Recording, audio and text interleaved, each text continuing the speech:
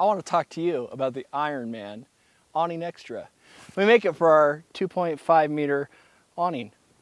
Join me, won't you?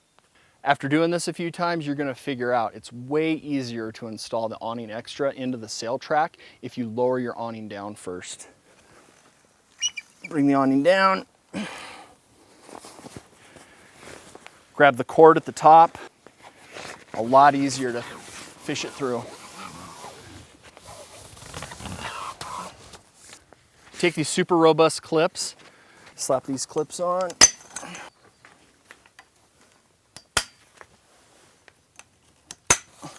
Cool. Once those are clipped on, grab the 550 cord loop on the end of it, stretch it out, put your tent stake or chicken in the ground, fasten it down. Same thing on this side. Get this last one on. Dude, I love these things. They're awesome. You know, I was thinking if you rolled into camp late, these set up super quick. You can throw a cot, sleeping bag, you're set up for the night. This Awning Xtra is really versatile too. If you don't need all the extra privacy, if you're down at the beach or something and just want to have a little bit of a wind shelter or wind block, you can pop these walls off, roll them up.